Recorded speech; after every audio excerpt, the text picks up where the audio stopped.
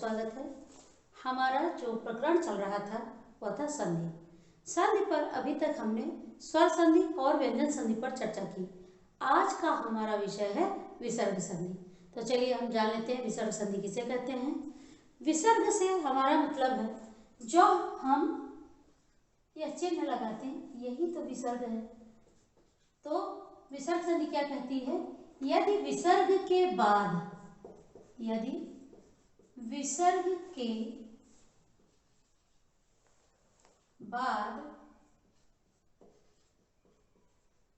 कोई भी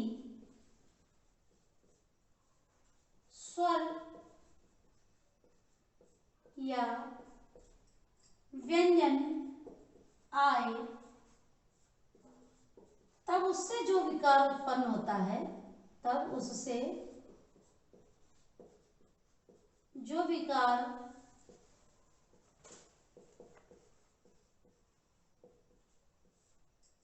उत्पन्न होता है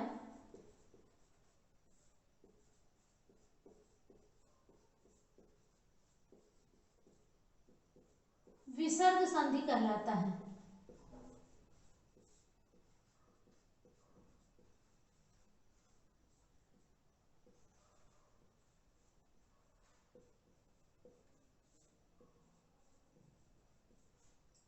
ठीक है, यह तो रही परिभाषा। विसर्ग संधि किसे कहते हैं, यदि विसर्ग के पश्चात कोई भी स्वर या व्यंजन आए तो उसके मेल से जो विकार उत्पन्न होगा वह क्या कहलाएगा, विसर्ग संधि।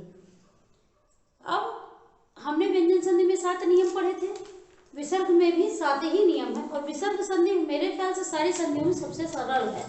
बस हम विसर्ग देखकर घबरा जाते हैं, तो घबराने की जरूरत नहीं है। चलते हैं हम इसके सरलतम रूप की ओर।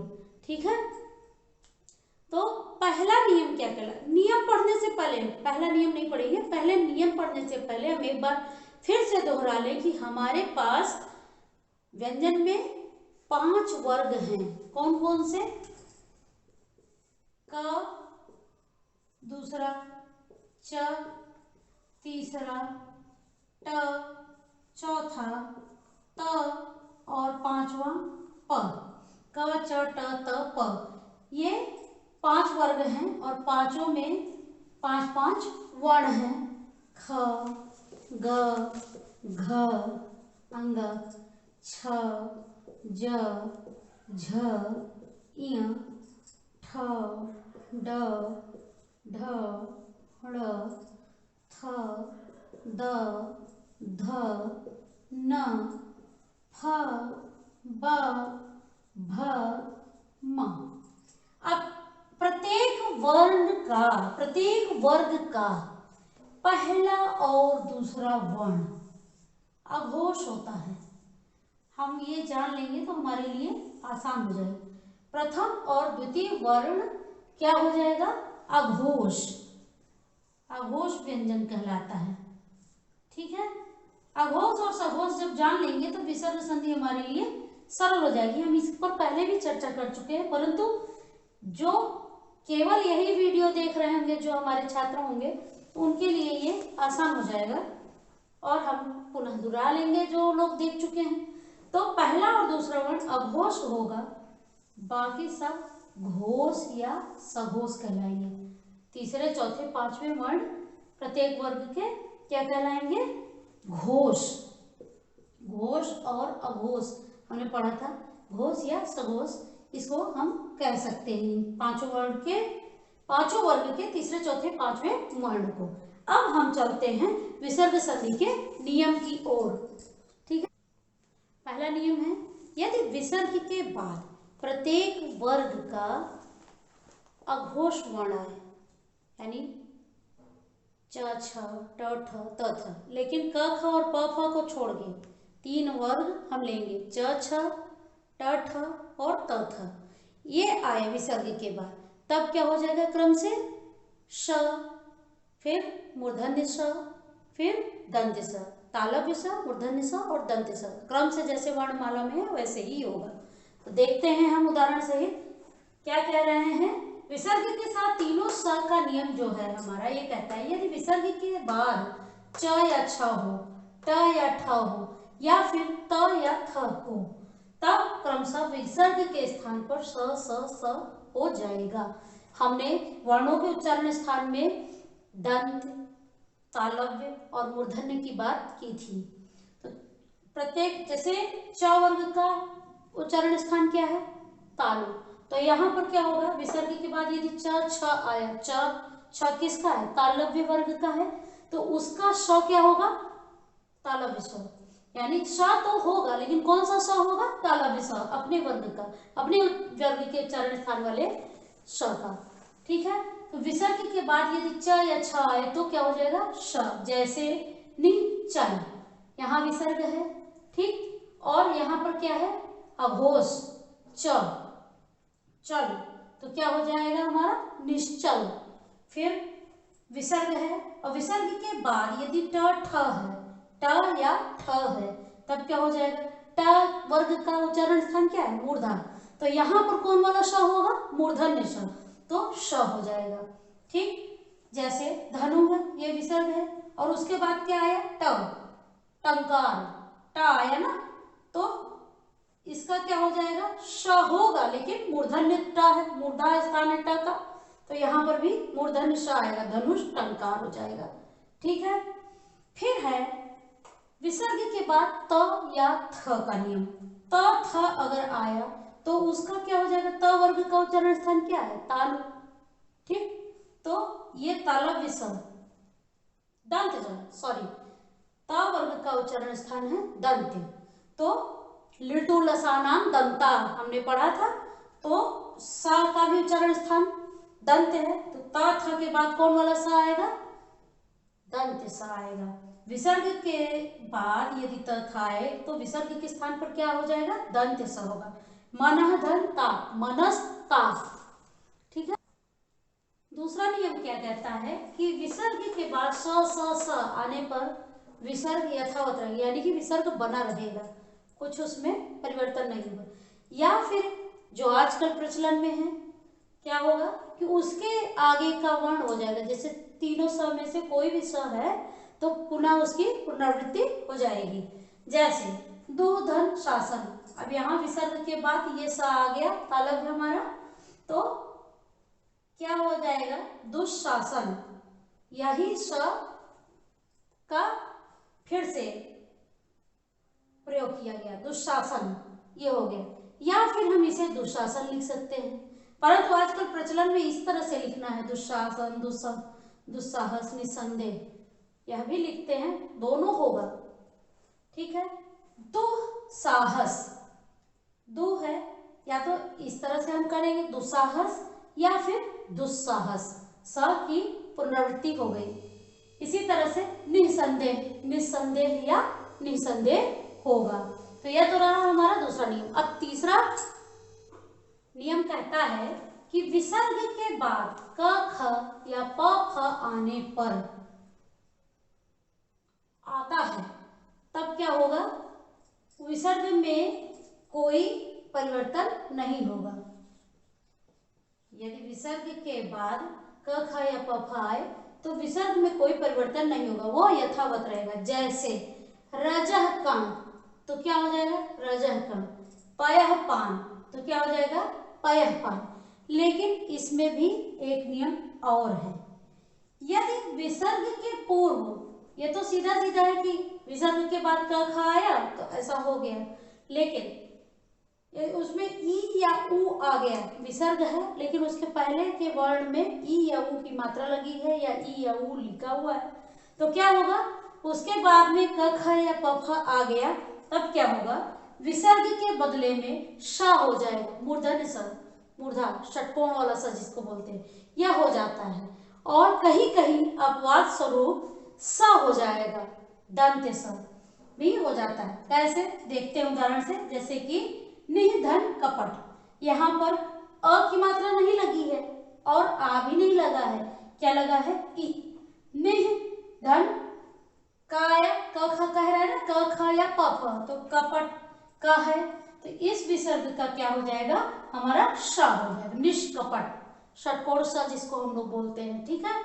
फिर निधन फल, प फ में से फ आया, निष्फल हो गया। ठीक है, फिर देखिए कह रहा है या तो ई हो या फिर ऊ हो और उसके बाद क ख या प फ हो। तो क्या हुआ, दुह है, इसमें ऊ लगा है और यहाँ क है, तो ये क्या हो जाएगा, दुष्कर्म। इसी तरह से दु है और यहाँ पर प है, प्र है, प है, वही एक ही बात हुई, विसर्ग है और विसर्ग के पहले ऊ है और ऊ के बाद प आ रहा है, तो क्या हो गया, दुष्प्रकृति। ठीक है, यह तो श बना, ये क्या बना हमारा श। लेकिन हम अगर अपवाद में कहीं कहीं पर देखते हैं कि क्या होता है, स हो जाता है, जैसे नमः धनकार। अब यहाँ पर विसर्ग की मात्रा लगी है और क आ रहा है, तो क्या हो गया, नमस्कार, पुरस्कार। यहाँ ई ऊ की मात्रा की नहीं है, अपवाद की बात बता रहे हैं। अ ही है, अ ही लगा है, लेकिन क आ रहा है, तो अब यहाँ पर क्या हो जाएगा, स लग जाएगा। जैसे कि हमने पहले नियम में बताया कि यथावत रहेगा पया पान रजह कण, लेकिन यह अपवाद क्या कह रहा है कि कहीं कहीं पर विसर्ग नहीं लगेगा, वहां क्या हो जाएगा, हमारा दंत स हो जाएगा। नमःकार यानी नमस्कार, ये हमारा अपवाद है। पुरस्कार क्या क्या हो जाएगा, पुरस्कार। भास्कर, भास्कर, भास्पति, भास्पति, विसर्ग है और उसके बाद प है, फिर भी यहाँ पर भास्पति न होकर क्या हो गया, अपवाद स्वरूप भास्पति हो गया। यहाँ विसर्ग है, आ है हमारा और उसके बाद क है, यहाँ पर भी नियम जो पहला बताया उसके हिसाब से तो यहाँ भास्कर होना चाहिए, लेकिन नहीं, अपवाद स्वरूप भास्कर भी होगा। इसी तरह से यहाँ नमःकार नमस्कार होगा और पुरस्कार होगा। चौथा नियम हमारा कहता है कि यदि विसर्ग के पहले अ हो, ठीक है, और बाद में घोष व्यंजन हो, घोष व्यंजन क्या, प्रत्येक वर्ग का तीसरा चौथा पांचवा, या फिर य र ल व, यह चार वर्ण हो, तब विसर्ग के बदले में ओ हो जाता है। कैसे देखते हैं, अधः गति। अब यहाँ विसर्ग के पहले अकार है, ध में अकार निकल रहा है। मनः योग, मनः में न विसर्ग के पहले न में आ निकल रहा है अकार। ठीक है, और उसके बाद क्या है, घोष व्यंजन।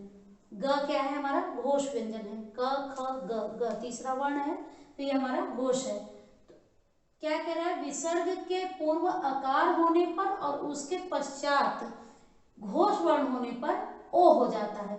अधोगति का क्या हो गया, अधोगति। या फिर घोष ना हो, य हो, र हो, ल हो, व हो, तब क्या हो जाएगा, तब भी ओ हो जाएगा यदि विसर्ग के पूर्व अकार है तो मनः योग क्या क्या हो गया, मनोयोग। वयः वृद्ध का क्या हो गया, वयोवृद्ध। तेजः राशि का क्या हो गया, विसर्ग है, विसर्ग के पूर्व अ है और विसर्ग के पश्चात र है, तो क्या बन गया, तेजो राशि। यदि विसर्ग के पहले और बाद दोनों तरफ अ हो, तब विसर्ग को हटाकर पहले अ के स्थान पर ओ हो जाएगा। स्वर संधि जब हम पढ़ रहे थे तो वहां दीर्घ संधि में अ और अ के बाद अ आने पर आ हो जाता है, लेकिन नहीं, यहाँ क्या कह रहा है, विसर्ग के पहले अ हो और उसके बाद अ हो, तब उसके स्थान पर ओ हो जाएगा। लेकिन दूसरा वाला, पहले वाले अ का क्या हो गया, ओ हो गया, विसर्ग भी हटा दिया और ओ बना दिया, और दूसरे अ का क्या करेंगे, चिन्ह लगा देंगे, दूसरा अ भी कहीं जाएगा नहीं, बस वो इस चिन्ह के रूप में आ जाएगा। कैसे, जैसे देखिए, प्रथम अध्याय, अब विसर्ग के पूर्व अकार है और पश्चात भी अकार है, तो क्या हो गया, विसर्ग हमारा उड़ गया और म के साथ क्या आ गया, ओ आ गया, प्रथमो, अ के स्थान पर ओ हो गया, और ये अ क्या है, यह चिन्ह के रूप में आ गया, प्रथमो अध्याय। मनः अनुसार, इस विसर्ग को हटाया, यह विसर्ग हट गया हमारा, इसका अकार ओकार में बदल गया, ये हो गया, और ये अकार हमारा ऐसे बन गया, मनोनुसार हो गया। ठीक है, मनः अनुसार का क्या बन गया हमारा, मनोनुसार।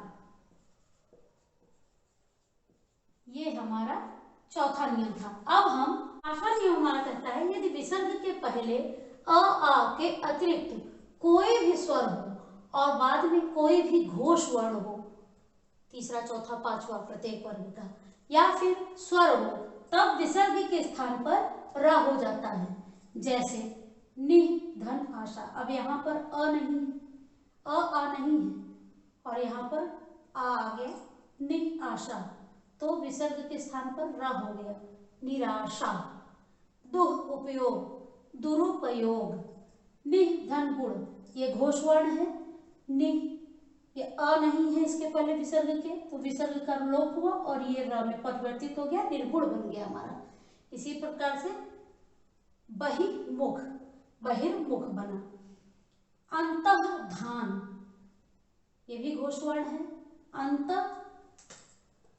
अंतर्धान, विसर्ग के पूर्व अ है और धान त थ त है, अंतर्धान, यह अपवाद है। अ होते हुए भी ये र के रूप में परिवर्तित होगा, पहली चीज। दूसरी चीज, हम लोग लिखते हैं अंतर्ध्यान, अंतर्ध्यान, कई लोग कहते हैं कि अंतर्ध्यान हो गया, अंतर्ध्यान गलत है, अंतर्ध्यान हो, अंतर्धान होता है, अंतर्ध्यान कोई शब्द नहीं है, ठीक है। यह भी हो गया अपवाद स्वरूप, अ होने के बावजूद ये अंतर्धान में परिवर्तित हो गया, ठीक है। पांचवें नियम में दो अपवाद भी हैं। पहला कि र के आगे र आए तब र का लोप हो जाता है और पूर्ववर्ती ह्रस्व स्वर दीर्घ हो जाता है। हमारा नियम कह रहा था कि यहाँ पर विसर्ग हो, उसके पूर्व कोई आ के अलावा कोई भी स्वर आ रहा हो और बाद में कोई स्वर हो या घोषवर्ण हो, तब क्या हो जाता था, र में परिवर्तित हो जाता था, ठीक है। अब हमारा अगर बना पुनः, धन र अगर आया तो ये हमारा पुनर्बना, ठीक है। लेकिन अगर हम इसी में रचना एक और जोड़, ये तो एक बन गया हमारा, चलिए ठीक है। लेकिन क्या कह रहा है अपवाद, क्या कह रहा है नियम के अंदर, नियम क्या कह रहा है, र के आगे र अगर अब हम जोड़ें तो क्या होगा, र का लोप हो जाएगा। ये देखिए पुनर्धन रचना, ये र दोनों का लोप हो गया और पूर्ववर्ती ह्रस्व स्वर, ये जो पुनः था ये क्या हो गया, पुनः में परिवर्तित हो गया, ये पूर्ववर्ती, ये र का लोप हो जाएगा और ये र रहेगा, पुनः रचना बन गया हमारा शब्द, ठीक है। र के आगे र आने पर इस र का लोप हो गया, जो हमारे विसर्ग संधि का नियम है। आप कहेंगे कि विसर्ग नहीं है, विसर्ग का नियम मैंने बताया, इससे तो ये पुनः एक नया शब्द ही बन गया विसर्ग संधि का। उसके बाद फिर र आया तो क्या हुआ, इस र का लोप हो गया और इसके पूर्ववर्ती जो ह्रस्व स्वर है इसका दीर्घ हो गया, ये पुनः हो गया, पुनः रचना, इस तरह बना। अच्छा, दूसरा अपवाद क्या कह रहा है कि अ के आगे विसर्ग हो और उसके बाद कोई भी स्वर आए। यहाँ कहा गया था कि कोई भी स्वर होगा तो र हो जाएगा, लेकिन अपवाद स्वरूप क्या होता है कि अ के आगे विसर्ग होने पर उसके बाद कोई भी स्वर आए तब विसर्ग का लोप हो जाता है और यह बिना विसर्ग का वही शब्द बन जाएगा। जैसे अतः धन्यो, क्या क्या होगा, अतएव। छठा नियम कहता है किसी शब्द के अंत में स होने पर, यानी अंत्य स का, स के स्थान पर क्या हो जाएगा, विसर्ग हो जाता है। जैसे अधस गति, अब ये विसर्ग का विसर्ग से मेल नहीं हो रहा, फिर भी बनेगी संधि। अधस धन गति, क्या हो गया, अधः गति। निस्गुण, स है और यहाँ पर ग है, तो स का लोप हो गया, विसर्ग बन गया, निगुण। तेजस पुंज, तेजः पुंज। यशस दा, यशः धा, यशः दा, स का लोप हो गया। अब हमारा ये बना अधः गति, निगुण, तेजः पुंज और यशः दा, ये चार शब्द इन संधि से आए। अब इनका जब हम मेल करें तो इसके पूर्व चौथा पांचवा नियम जो हमने बताया उसके आधार पर इनकी फिर से संधि होकर इस तरह लिखा जा सकता है, अधः गति विसर्ग के पूर्व अकार होने पर और फिर घोष वर्ण होने पर क्या बन जाएगा, ओकार हो जाता है, अधोगत। ये हमने पूर्व नियम विसर्ग में अभी बताया थोड़ी देर पहले। निर्गुण, ये रकार में बदला, निर्गुण हो गया। तेजपुंज, तेजोपुंज हो गया। यशोदा, यशोदा हो गया। परंतु स का क्या हो गया, स लोप होकर के विसर्ग हो गया। ये नियम है, ये पूर्ववर्ती पहले के नियमों के आधार पर ये भी बन जाएगा, ठीक है। अब सातवां नियम हमारा क्या, शब्द के अंत में र होने पर, जैसे हमने स बताया था शब्द के अंत में स होने पर, उसी तरह र का नियम है। शब्द के अंत में र होने पर र के स्थान पर विसर्ग हो जाता है, लेकिन किन कारणों में विसर्ग होगा? जब र के आगे अघोष वर्ण आए तब र के बदले विसर्ग होगा। अन्यथा की स्थिति में यदि कोई और स्वर या वर्ण आएगा तब क्या हो जाएगा? अघोष वर्ण की जगह पर घोष वर्ण आएगा तब क्या हो जाएगा? र पूर्ववत ही रहेगा, अपवाद स्वरूप। पहले हम इस नियम पर चर्चा करते हैं। क्या कह रहा है? शब्द के अंत में र होने पर र के स्थान पर विसर्ग होगा।